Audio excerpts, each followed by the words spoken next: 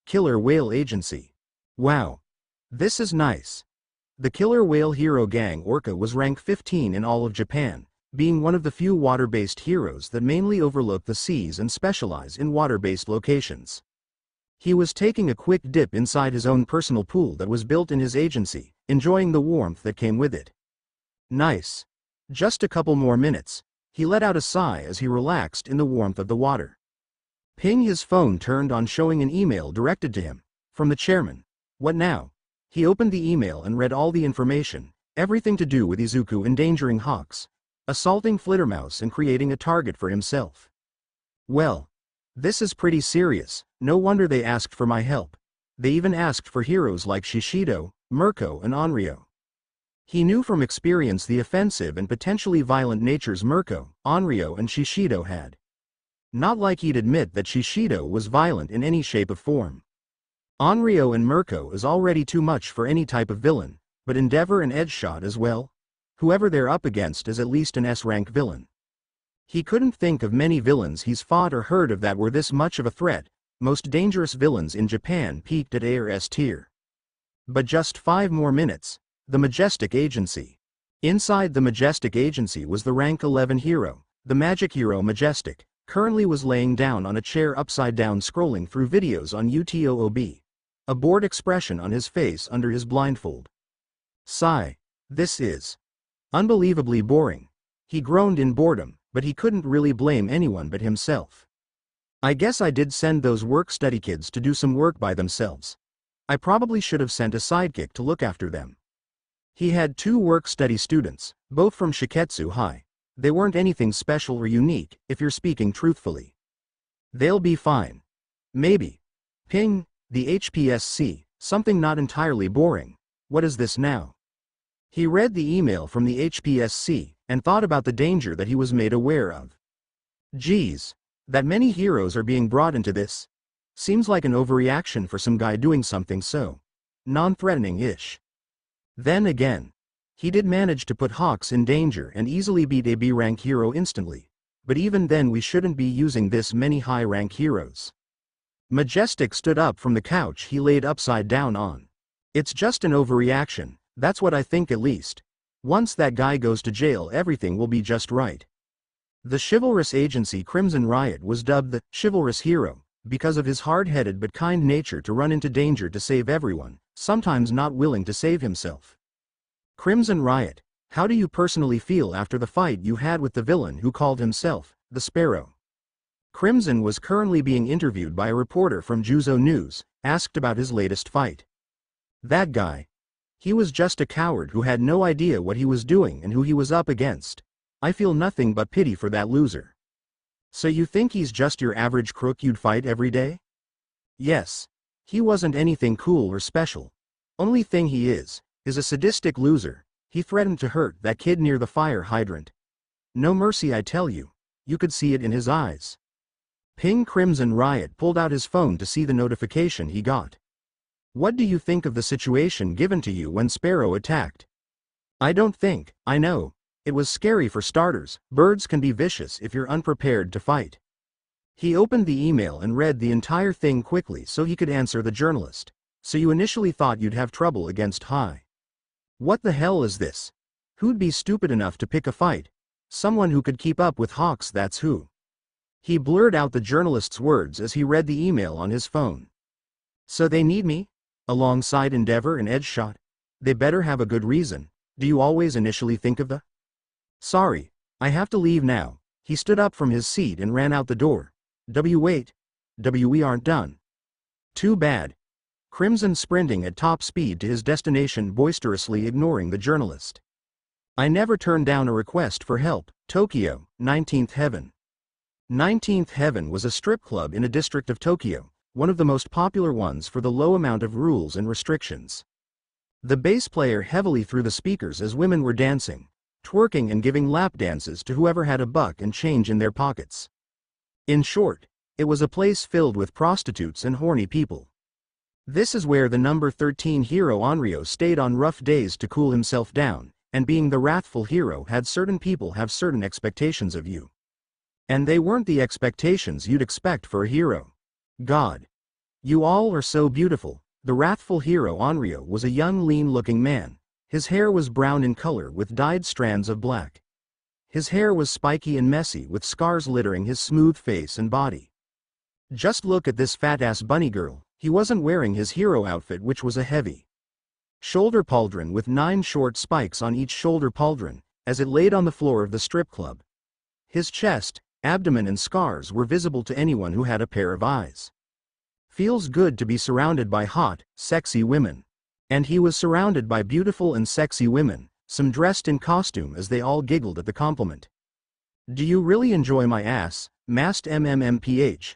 The bunny girl was silenced by Onryo forcibly French kissing her without hesitation. He's really giving it to her, damn, he's always so hot when rough, lucky bitch. Onryo pulled back from her, leaving her gasping for air. Damn right, he grabbed her ass and squeezed harshly. Ah, just don't start thinking you're my favorite or a special girl. You're all the same to me, no matter what. Ping. What the fuck now? He grabbed the phone that laid on his lap and saw the notification. The chairman? Fuck that loser, I'm not going now. Is anything wrong? One of the strippers asked, one with cow ears and a bell. Onryo groaned in annoyance and stood up from the couch. Nothing. Just work, but I don't care.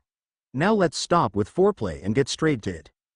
You could have went with that as soon as you entered the door. A stripper that had black fox ears stood up and whispered her next words into his ear.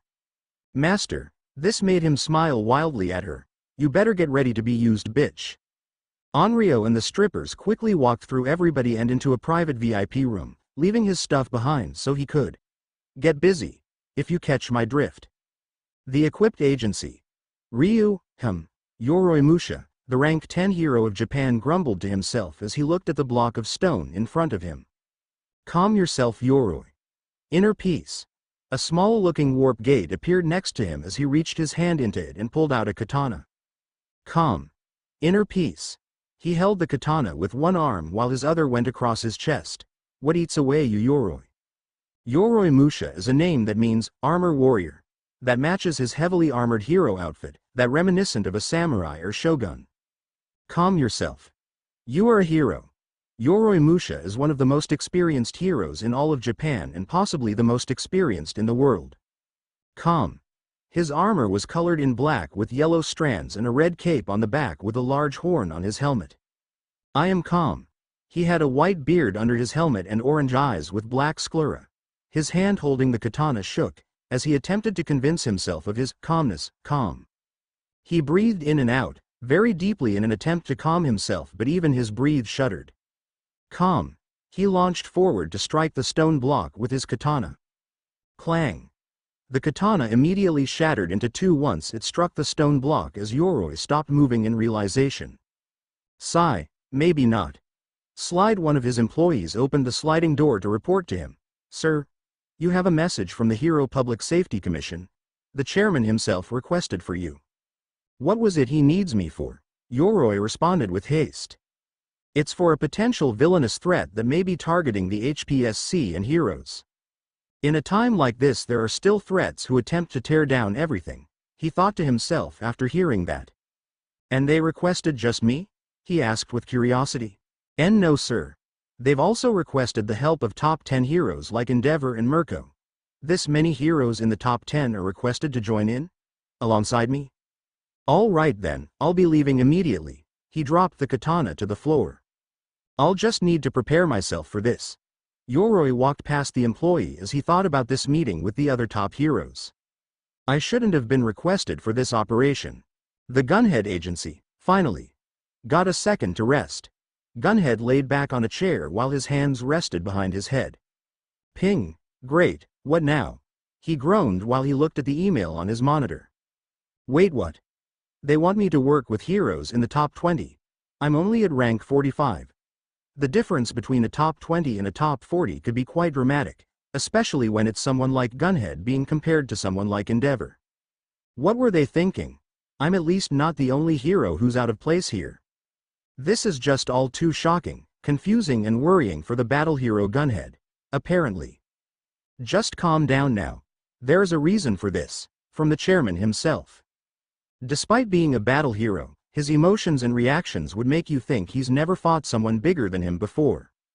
I'm just not built for big missions, and working with the strongest heroes can be scary for you. It looks like the battle hero Gunhead can get cold feet. You know what, screw it. I should be fine for this. The Ida household? Tensai. Could you come up here, dinner's ready. Yeah ma. Just give me a second. Tensai Ida is the 39th hero on the charts, Ingenium, as he was busy fumbling around with his hero helmet. He was in his basement, which served as a underground hero base, something you'd see in comic books like the Bat Cave of Wayne Manor or anything like that. Just give me a minute, the paint is hard to clean. Most of his hero costume had spots of paint on it as he wiped a wet cloth over his helmet that had paint on it roughly, attempting to get it out quickly. Maybe having generations of Ingenium hero costumes consist of snow-white battlesuits wasn't such a great idea for costume. Ping. Once he heard the ping, he put the helmet on the table to find out what it was. I'll leave it for later. A couple of clicks later he saw the email sent to him from the chairman. To imagine there are still some people who have the power to create a personal enemy of the HPSC. If he's been around with All Might on patrol, then he must be dangerous. Tensai. I need to leave now, sorry mom. He put the helmet back on with the paint still staining the armor while leaving the basement quickly. You're working yourself to death, Tensai. Just give us a minute. Thanks mom. But this is from the HPSC chairman himself, so I'll be late, he explained while heading for the door out of the house. I'll try and get back as fast as possible. He closed the door and activated his quirk, forcing long engines coming out of his elbow. Let's be quick about this. The elbow engines blasted him forward with air, like a flash. A high school is a hero school, one of the best in all of Japan, the teachers mainly consisting of pro heroes. The building was a massive 4-tower school with glass panels on the outside. It was after hours, so some of the faculty were in their office, only 2 though however. Hey Vlad, what's your thoughts on the next class we'll have in a couple months now? The Western hero Snipe, ranked at 44, asked in his southern accent to his Vlad King, his work partner. Huh? It doesn't concern me now. These current first years aren't anything you'd consider to be troublesome for UA. Vlad King, the rank 40 blood hero, responded gruffly, and the next years I doubt will be any different, but I hope to be proven wrong now, Snipe. That makes 2 of us, my friend. Hey. Snipe's southern accent kicked in hard when he said that. Vlad wanted to carry the conversation forward. What was the reason for you saying that, Snipe? Just a question. Got a weird hunch or a type of tingle in the back of my noggin about the future. A tingle? Was this about that forum you read online a couple weeks ago? You should really stop with reading that kind of stuff. Snipe took off his cowboy hat and, yeah, but maybe I do got a screw loose in my head. Vlad, however, was curious on his friend's thought. Keep talking though, it's got my interest. I want to hear what it was about. All right then, Vlad. It was about some type of revenge story where some guy had their vengeance aimed at the entire world. They just want nothing more than the entire world to burn. Snipe spoke out a little on his thoughts. What else? Or is that it? Vlad listened quietly, wondering if there was more. Nah. I saw another one, which was a theory on the origin of quirks, the first user to have a quirk. That kind of stuff, and that whoever was the first one with a quirk is like royalty, or something like that now. That's it? Sounds like a pile of junk to me. Something just some punk decided to make up. Guess the future doesn't scare you, don't it, my friend? Guess it's just my nerves being shook. It was just so. Snipe took a second to spit it out. Real. Ping. That's mine. They both said something similar once the ping was heard and shown on their monitors. An urgent request for help? From the HPSC? They both got the same email from the HPSC, the same request for help. You got the same thing, Sekijiro? Yeah, the urgent request from the HPSC from the chairman himself. Something must have got him worried if he's requesting for this many heroes. He's asking for Endeavor, Mirko, Onryo and Yoroimusha. Those aren't easy heroes to fight by yourself. Agreed, but there haven't been many villains who are that high of rank. In my entire career I've only met one villain who was barely enough to be considered in A rank. So it could be an overreaction to a guy who could potentially be something more than that. Snipe gave his thoughts to his friend. Hawks had Trube against him. We could be against a villain who rivals the speed of the number 3 hero if not worse. I wouldn't tread too lightly when we're around the guy. If Vlad is worried then I definitely should be. The chairman should have a good enough strategy for this, like he'll need strategy with this many heroes. Snipe stood up from his seat and grabbed his cowboy hat. I'll be leaving then. Vlad stood up to leave with Snipe. Then I'll be coming with you. He requested for the both of us and expects us to be there. Snipe smiled under his mask. Read my mind well, partner. Musutafu apartment complex. Izuku sat on top of the apartment complex looking at nothing as his eyes and vision became blurry, but his senses said otherwise. Multiple forces of power are coming together.